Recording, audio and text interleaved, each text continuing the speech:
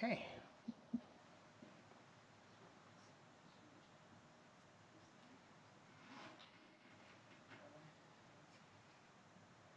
I think I'm supposed to grab the mic if I'm talking into the non-existent audience.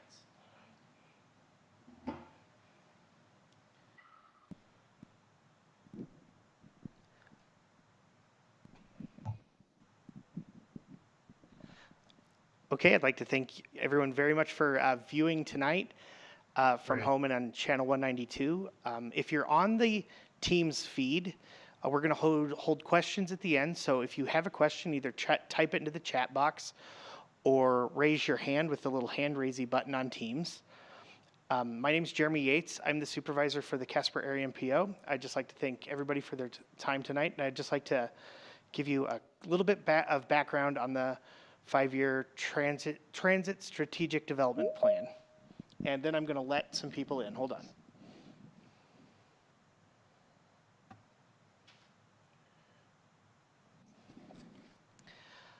The Casper Area MPO is the grantee for the federal funds from the Federal Transit Administration that provide the bulk of the funding that we use to operate the transit services in the Casper area. The MPO contracts with the Casper Area Transportation Coalition, or CATSI, to provide a fixed route service called the bus and a door-to-door service called CATSI. As part of our contract agreement with the FTA, we have to do every 5 years a transit development plan. The TDP provides us the opportunity to review our transit operations, engage with our community to evaluate our service, and plan for the future. With those goals in mind, in October of 2020, after issuing a request for proposals, we decided to partner with Moore & Associates to help us research, build, and present our 5-year transit strategic development plan. And I'm sorry I keep fumbling over that. It's kind of a mouthful. Our new plan has 3 main components. The first is a comprehensive review of our current transit operations in Casper, Mills, and Evansville, which involves like reviewing and examining everything from stops, routes, our fleet makeup, the organizational structure of CATSI itself and our operation, preventative maintenance schedules, all of that. The next goal of the TSDP was to develop a 5-year transit plan to act as sort of a business plan and the guide moving forward to the next 5 years. And lastly, to draft an 18-month marketing plan to help educate everyone about the service and to possibly boost our ridership.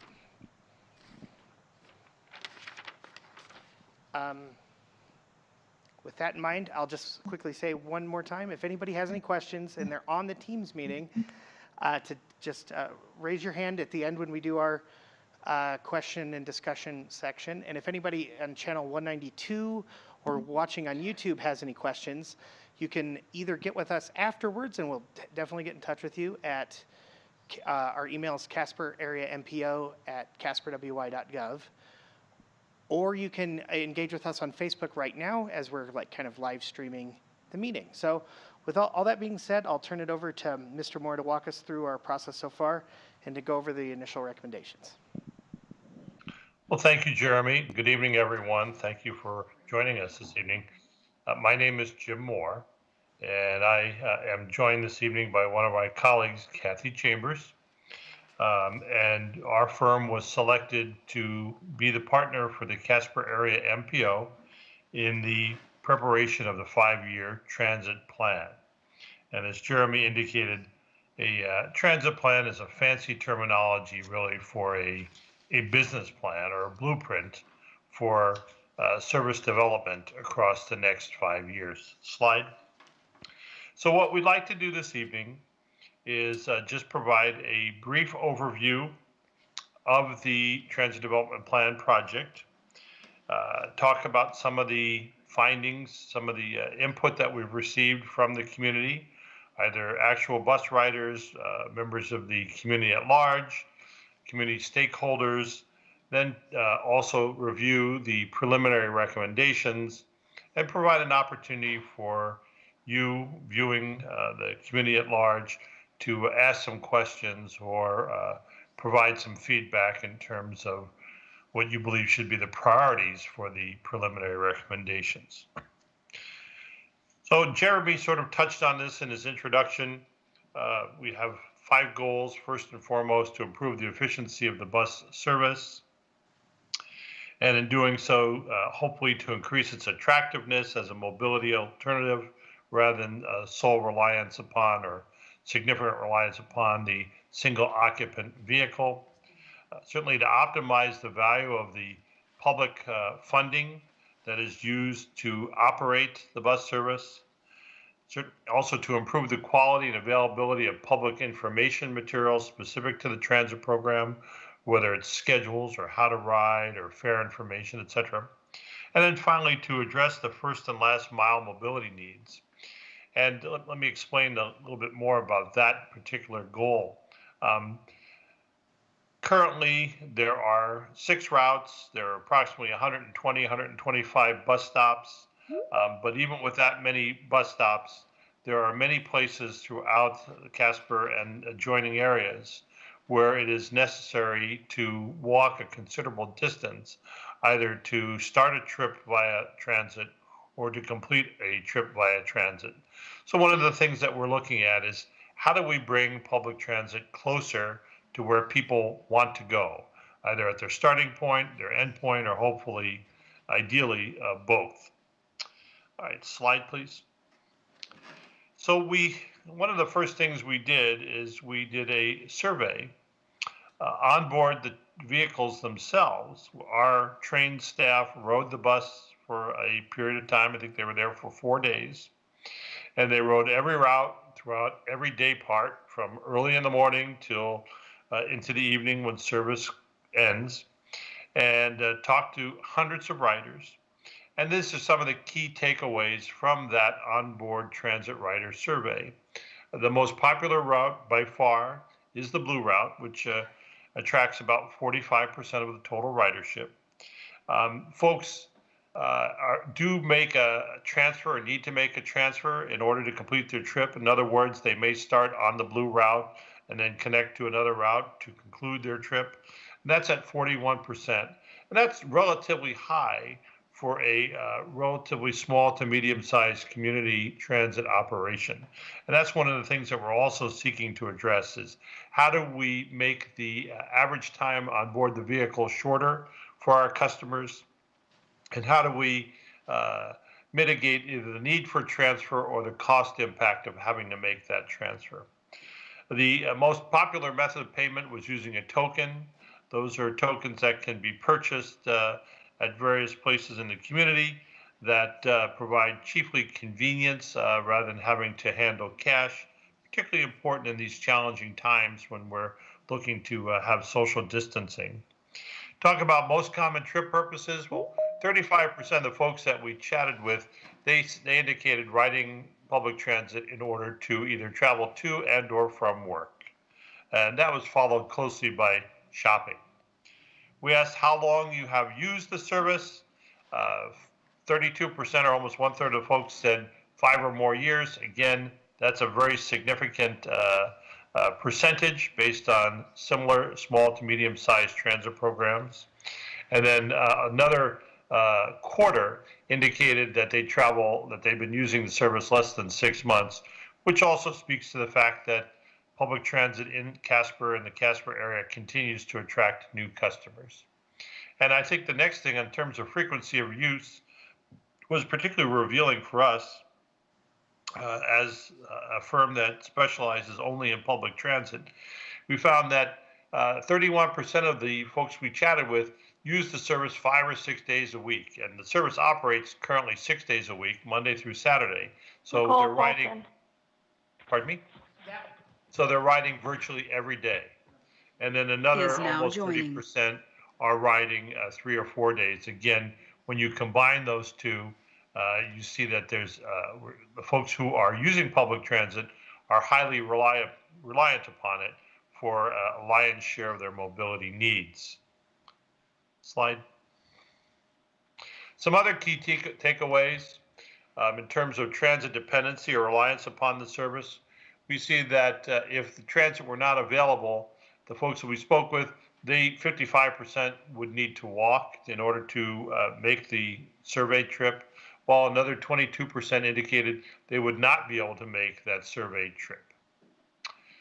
In terms of the most desired service improvement, later or longer hours on weekdays, and if in fact that service improvement or change were made, that would cause 66% of the folks that were surveyed to ride more often. Again, that's a very significant percentage. Employment status in terms of a rider profile, 45% of the folks are employed. Not surprising, again, ties back to the number one trip purpose, and that is to travel to or from work. And then again, limited or no access to a personal vehicle, talks again to the high frequency of usage. And then also very telling was the household income, or the average income there for the folks we spoke with. That's even screening to eliminate school-age youth, so it is relatively modest household income, which then also indicates or underscores why there's a high reliance on transit and limited vehicle ownership among this group of folks. So in addition to speaking with the actual riders, we then contacted, I think, about 50 community stakeholders. Could have been educational institutions, key employers, social service organizations, etc. And from them, we asked about their constituents or their members or their clientele and their mobility needs, because in many instances, there are folks who are using transit who are not necessarily strong advocates for their mobility needs. And this is what we came away with. Again, a desire for more or later service on weekdays.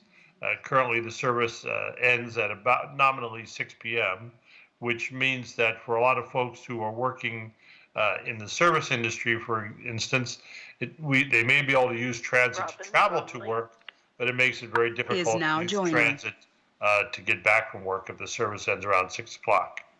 Currently, the service operates only Monday through Saturday. There is no Sunday service, and even service on Saturday is reduced from what it is Monday through Friday. So I think the desire for more weekend service was not a particular surprise.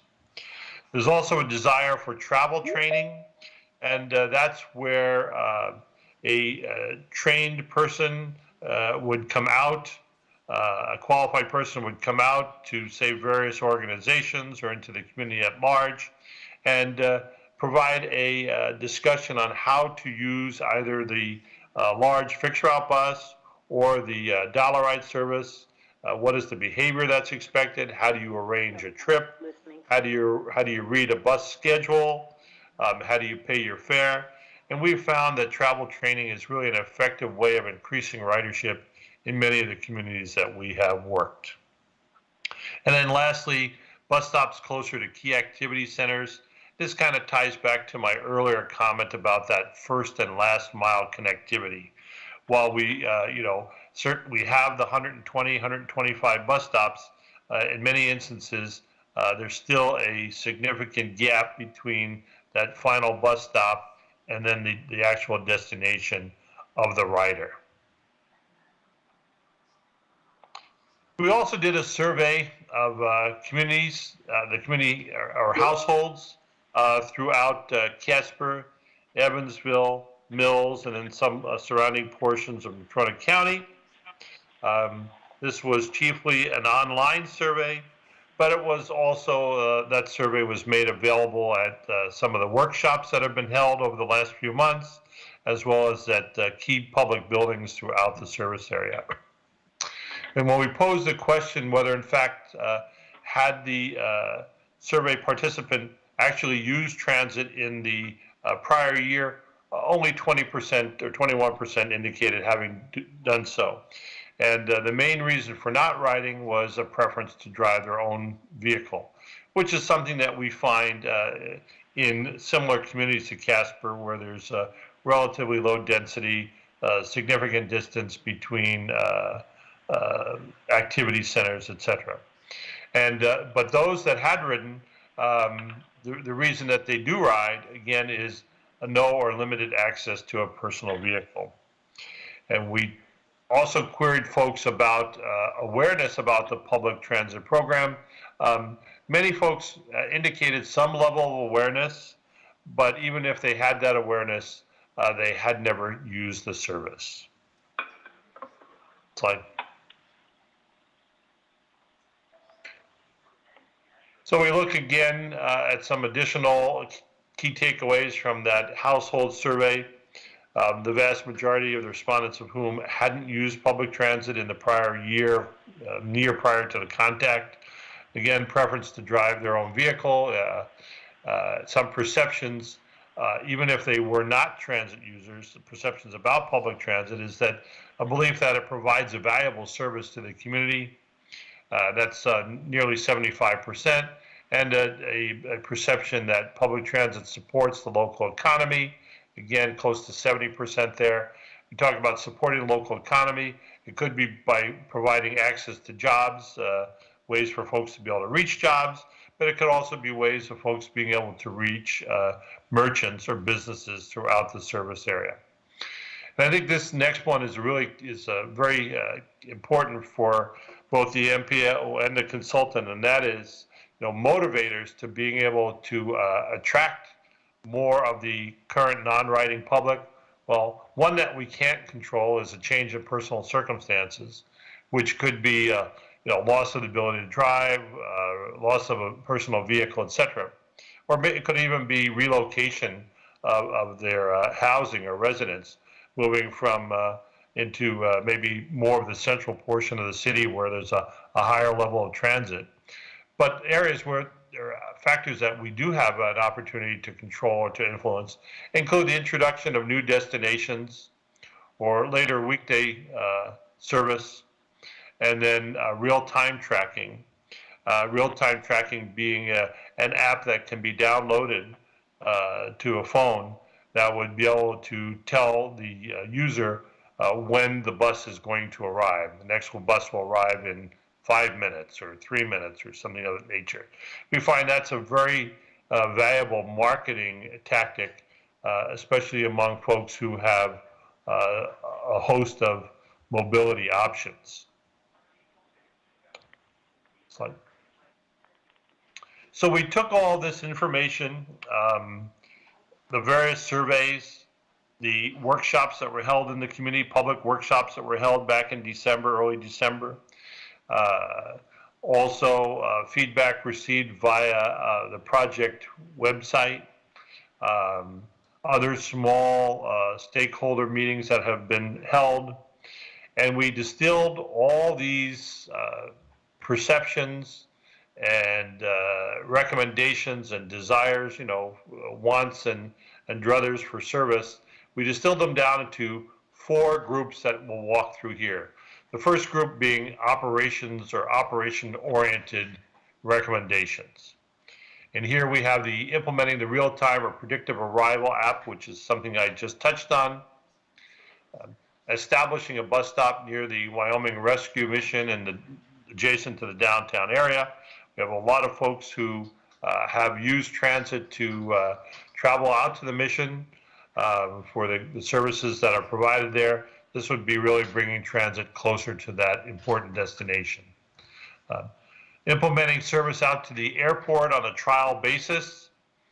As if you've used the airport, you know that you either need to get a ride from someone, you need to take a taxi, or potentially get a rent-a-car.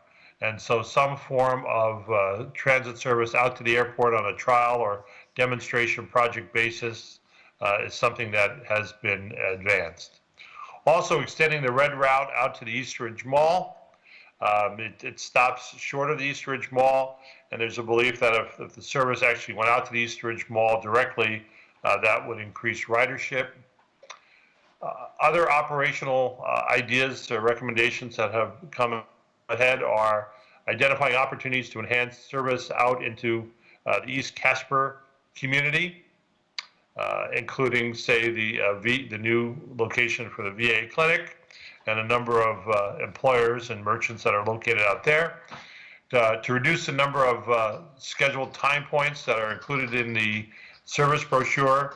That would be a way of potentially improving on-time performance.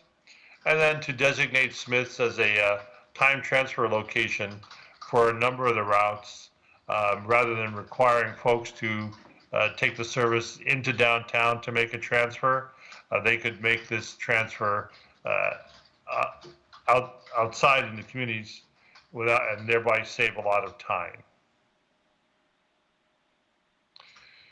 So the second group of recommendations relate to policies. One is to create and implement a monthly pass program, which certainly would not only add convenience for transit riders, but potentially offer some form of savings, perhaps equivalent to being able to have unlimited rides for the equivalent of paying for 20 rides or 21 rides, which is a common pricing model in many other similar sized communities. To adopt and implement a transfer policy, again, getting back to the high incidence of transfer by current riders. Talk about a transfer policy. It could either be a free transfer, it could be a reduced transfer, or some other mechanism, but just taking away, hopefully, that the inconvenience of having to make that transfer. And then developing a bus stop adoption or sponsorship program so as to increase the number of stop amenities available throughout the community. When we talk about amenities, we mean things like benches and shelters and lighting and signage. And while the MPO and the cities have a plan to do things on an incremental basis, being able to have some sort of bus stop adoption or sponsorship program in place could potentially accelerate the installation of many bus stop amenities. Slide. So the third group is our capital related, and that would be to upgrade dispatching software to support off-site dispatching. Right now, as Jeremy indicated in his opening comments, the city and the MPO contract with the Casper Area Transportation Coalition, which is a local nonprofit. This group has, also known as CATSI, has operated the service for several years. They do all their dispatching of the vehicles, drivers, etc., at their headquarters. Given some of the challenges that have been associated with the COVID pandemic, we also feel that it'd be good to have the redundancy or capability of being able to do some of the dispatching off-site if conditions warranted that. Also to purchase and install mobile display terminals in each vehicle. Mobile display terminal, that's a fancy word for like an iPad or something similar, a tablet. That would allow us to gather data more effectively, gather and report data more effectively, but also could potentially increase the types of fare payment options that the bus accepts, and also would help reduce some of the hand-to-hand interaction that has become so challenging during these recent times. And then lastly, but also very important, to implement a bus stop improvement plan, and that is again a strategy for introducing bus shelters, bus benches, lighting, signage, etc., done on an incremental plan basis. So the fourth and final group of recommendations are categorized under outreach or marketing. And one of our initial tasks when we came aboard late October of last year was to evaluate all the transit service information materials, the brochures, the schedules, etc. And we found them quite lacking, especially when we showed them to folks who are not used to using public transit. We didn't want that to represent a barrier to possible use of transit. So we would redesign those transit service materials so as to make them more user-friendly. And also redesign the transit website to include some of the amenities that have become more commonplace over the last few years.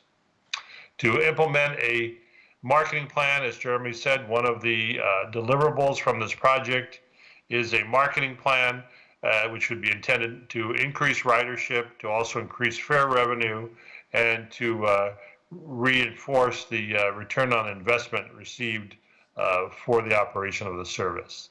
To implement that ongoing travel training program, that's where a qualified trainer would come out to various organizations on an invitation basis and help folks learn how to use public transit.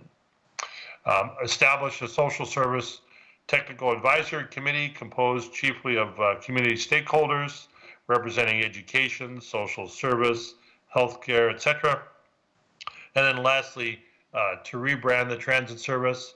The branding that's in place currently has been there for many years.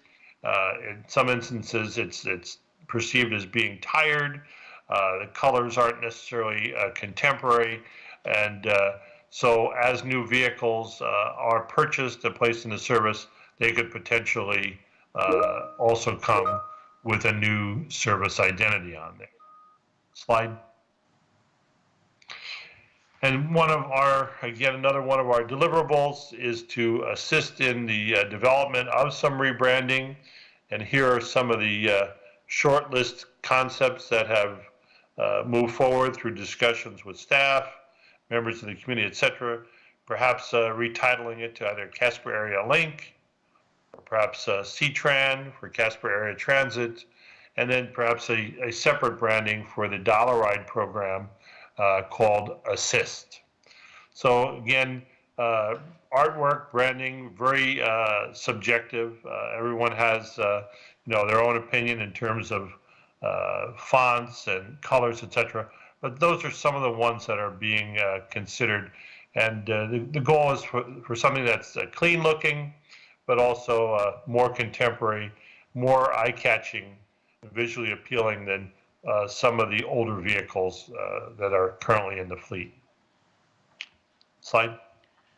So looking ahead, we're probably at the 85% point now in the project. Things that lie ahead are to compile and assess all the community feedback that we've recently received, either through this evening's telecast, as well as through various additional surveys or outreach activities, including the project website interactive webpage that allows you to make comments on there, to refine these project recommendations in terms of some sense of priority based on, again, from feedback from the community as well as staff, and in doing so, tie them to specific funding opportunities, to prepare the project report, and then make a series of presentations to the community, including one at the Casper City Council. And we expect that this will all be accomplished in the next 4 to 6 weeks. So that was a very sort of fast-paced overview of the project. Some of the recommendations that have been identified up to this point. Jeremy, I think if you don't mind, we'll sort of open it up to questions from the community. I know we've received a few questions already, but we'll also ask if anyone in the audience, either in City Hall itself, the council chambers, or who are viewing us online tonight would like to ask any questions. Thanks, Jim. I had a few questions that came in from Cliff via Teams, so I guess we'll start there. Cliff's first question was, how does Casper compare to other cities of similar size regarding the transfer of riders? I'm sorry, how does Casper compare with other cities of size with respect to? The transfers of riders. Oh, I assume the question about the incidence of transfer? Yes. Yeah. Yes. As I indicated in my comments, it's here in Casper, there's a relatively high incidence of transfer. In other words, the greater number of folks indicated needing to make a transfer in order to complete the survey trip. The need to make a transfer is often perceived as a barrier to use of public transit. In the case of Casper, a transfer requires a payment of a second fare currently, which also then presents yet another barrier. So yes, it's higher than a number of the other comparably sized operations that Moore and Associates has assisted in the West over the last several years. Okay. And I don't think I need the microphone, so we should be good there. Do other, hold on. I had a few more questions from Cliff. Which other communities of similar size have bus teachers? So the sort of travel trainers we've talked about. The travel training as a mobility enhancing strategy is quite commonplace. It is found in very large systems, such as you might find in Denver or Salt Lake City, but it's also found in many small to medium-sized communities similar to Casper. Sometimes the travel training is done by public sector staff. Sometimes it's done in partnership with local social service organizations, but it is a rather common tactic for increasing the understanding and usability of public transit. Question. Great. Andrew asked, in a previous workshop, there was discussion of looking at the value to the community of moving to a fare-free model. It was then indicated that you guys would look into that. What were the findings of looking into that? Well, I appreciate, Andrew, that question, and I do recall, I believe it came out from one of the virtual workshops that were held back in December, and we haven't forgotten about that. In order to advance, though, the fare-free model, certainly some form of funding needs to be identified in order to be able to offset possible loss of fares. And so we also, not that this directly impacts that, Andrew, but the payment of a fare by the core ridership is not seen as an impediment to using the service. So at this point, it might be more advantageous to be able to maintain a current or similar fare structure and be able to then use those fares to leverage funding to be able to continue to make improvements to the program.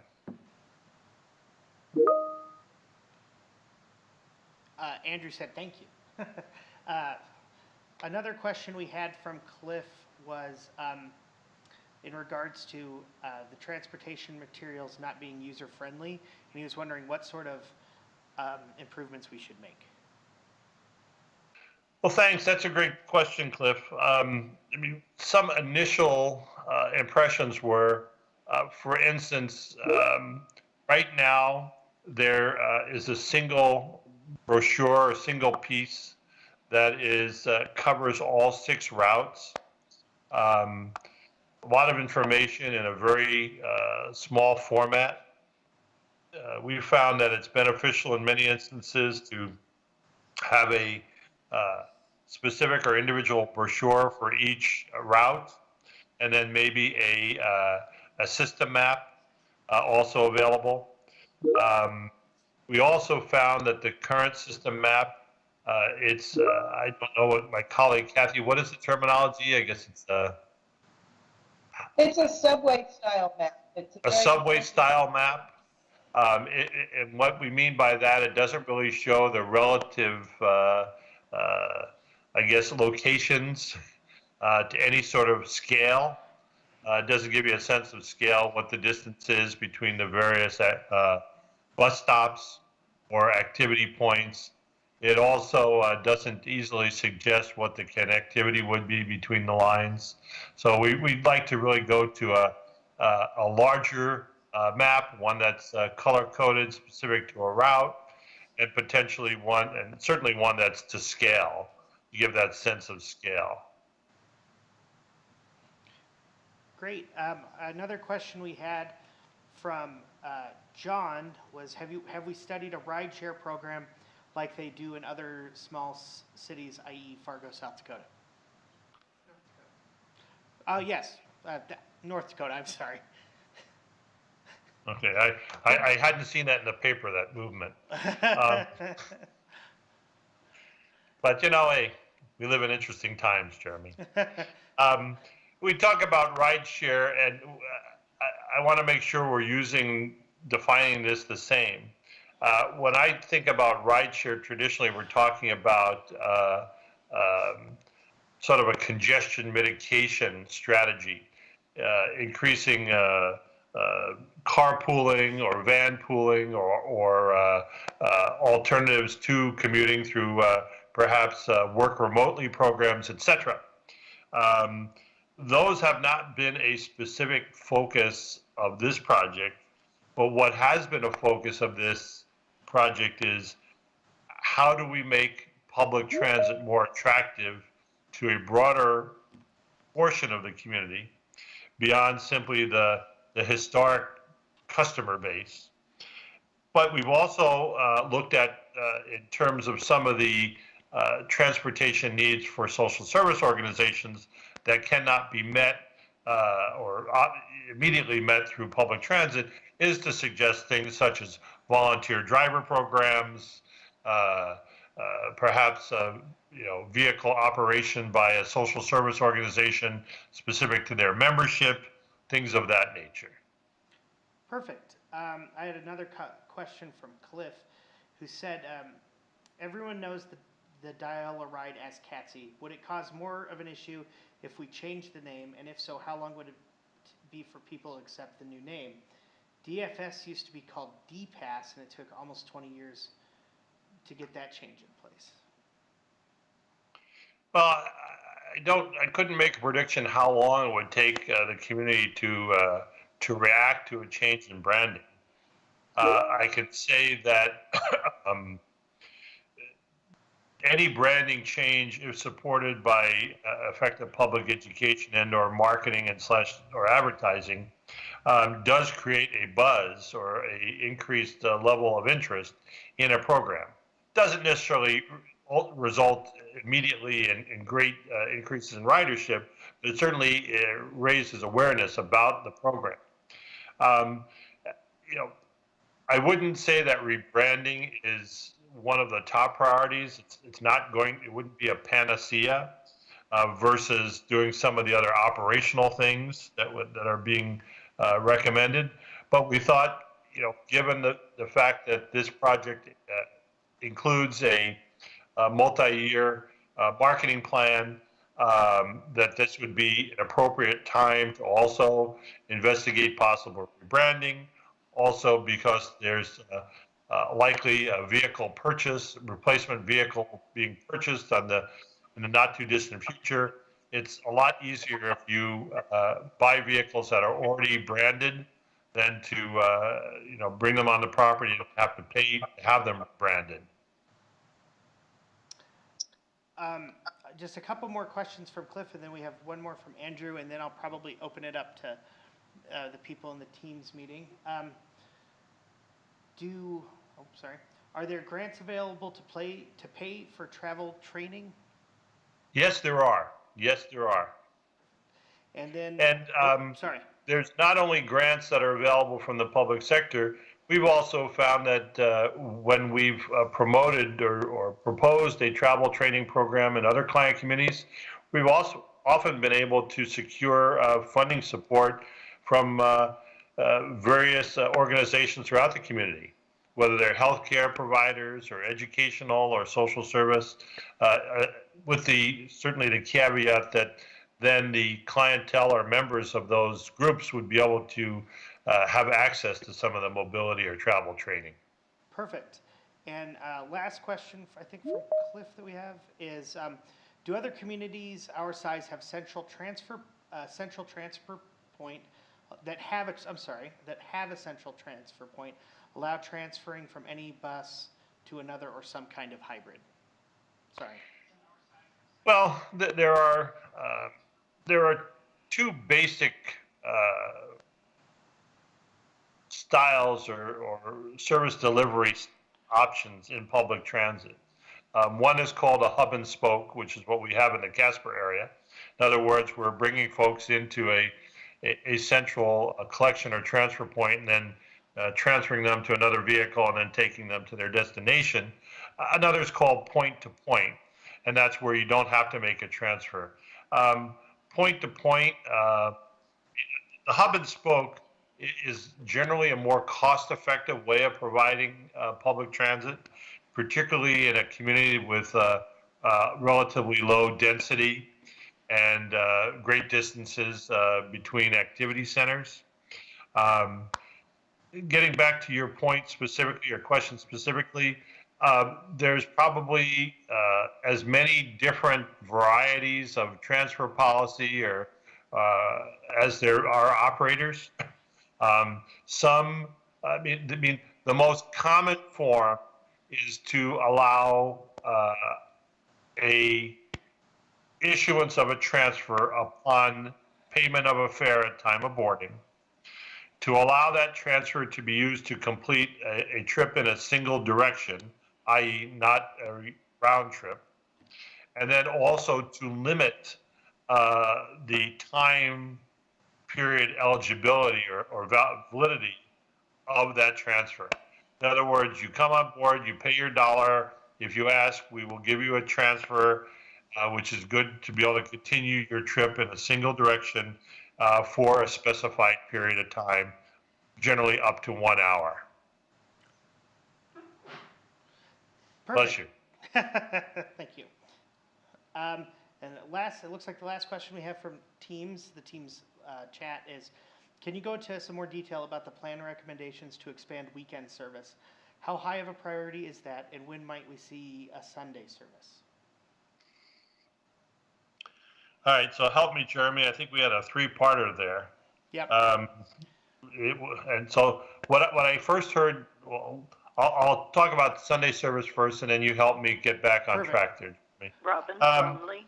You know, when you have a transit program that doesn't provide or operate on Sunday, does not provide service on Sunday, and you ask folks, what is your, what improvement would you like?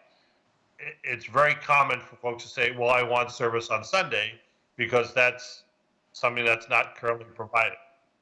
However, we have found over the last almost 30 years of market research that even the most successful transit programs, and talk about successful programs, I mean in a large urban area where there's they're moving hundreds of thousands, if not millions, of people on a daily basis. The Sunday ridership is historically always significantly lower than Saturday ridership, which is historically lower than any weekday. So it really becomes, if the MPO or the city were to introduce Sunday service, it would pretty much have to at least provide an equivalent of a Saturday service, knowing that from the get-go that it's very likely that many fewer people would ride. So the cost per ride of providing that ride would go up significantly. Compare that to potentially increasing, is that my feedback? Yes. We're not hearing any feedback up here. Okay, great.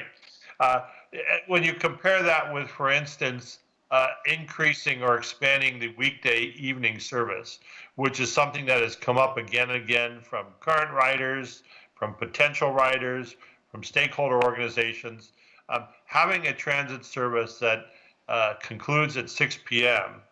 is it's quite challenging. It makes it really not very attractive to many folks who would like to be able to use it to travel to and from work. Operating till 8 or 9 o'clock in the evening, at least Monday through Friday, we think would result in a significant increase in ridership, because then it would make transit a viable commute alternative or a home to work travel alternative for a much larger share of people. So I think, Jeremy, if we're talking about, looking at operations alternatives or recommendations that have the highest return on investment, I think certainly the expanded service on weekdays would rise to the top versus introducing a whole new service on Sunday. Perfect. Hold on, let me, my phone is freaking out just a little tiny bit. 1 second. You're not getting the lotto numbers, are you? Freak out phones? No, just a couple. Actually, I think you pretty much hit the question. It was just more detail about plan recommendations to expand weekend service and how high of a priority is that. So I think we got it. On that one, I think Don on Teams has raised his hand for a question, so I'll unmute him. 1 second. Hey there. Can you hear me? Yes, sir, we can. Sorry to interrupt. I know I'm late, but it was interesting. I was interested in seeing, as a citizen or the Citizens Committee, if I would be eligible to join or what I could do to help. If I can maybe probably listen back to the record. This is a recorded meeting, correct? Right, it'll be recorded on YouTube. Were you wanting to look at joining the MPO Citizens Committee? Yeah. Yeah, I will That's get your, if you put your email in the chat, I'll shoot you my contact information. all right. All right. And yeah, thanks. No problem. You're going on with the meeting now, right? Yep, Unless you had another question. No, I'll just listen. Okay. And thank you for letting me interrupt. Oh, of course. No, thanks, Don. No problem.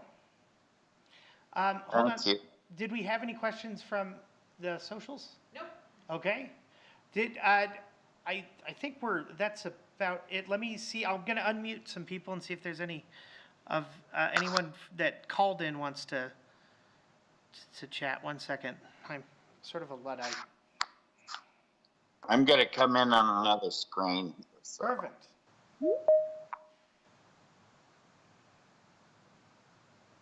Oh, Jeremy, we've had another question come in regarding someone who resides in the downtown area asking about service out to the airport.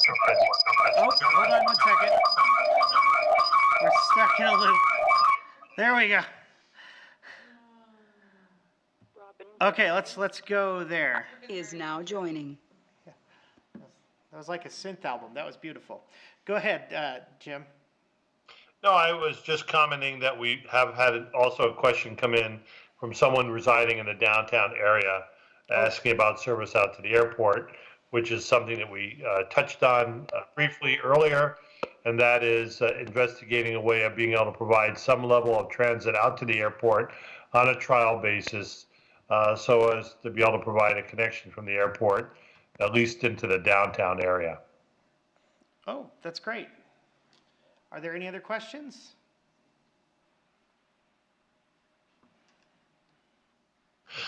We've received another question I guess, through the social media about asking about Casper College and about whether there's any plans to expand or enhance service there.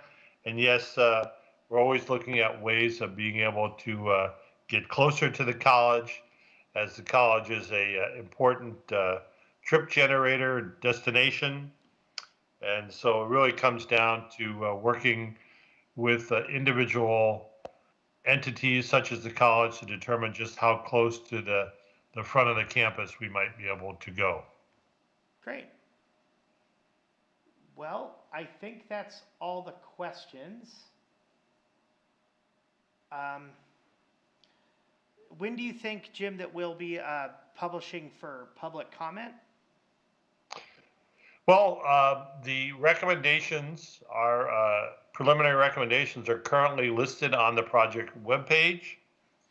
We have received a comment from members of the community to those recommendations, and they will continue to be up there for the foreseeable future. As I indicated in some of my earlier comments, our sort of near-term priorities at this point are to distill down all the feedback that we've received here in the last few weeks, either through this session this evening, the online project webpage, or other comment mechanisms to get some sense of priority there. Not only priority from the standpoint of community preference, but also in terms of what are the likelihood of securing funding for some of the recommendations. Are they things that can be implemented within the current budget? Would they require some form of budget adjustment? And then, as you know, Jeremy, certainly in the area of capital, many times those are recommendations that aren't necessarily short-term because they require a purchase, whether it's fleet or equipment, et cetera, versus something that might be operationally oriented that could be implemented much sooner. I think Moore and Associates agreement with the MPO is such that we're looking to wrap up this project here in the next 6 weeks. We certainly have to go through the review and approval process at some of the policy levels. And then, this being a 5-year plan, our hope is that the MPO and its partners would be able to start implementing some of the recommendations as early as late, I guess mid to late summer, summer and fall of 2021. That sounds perfect. Well, if anybody has any additional comments, feel free to call the Casper Area MPO at 307-235-8255, or you can email us at casperarea.mpo@casperwy.gov, or visit the project webpage. I'd like to thank everybody for their time, and if there's no further questions, we'll wrap up. Thank you all very much. I hope that says thank you. I think it does. Yes, it does. All right. Well, thank you guys. Have a good evening. Yeah. Be safe. You too. Bye. You guys too. Thank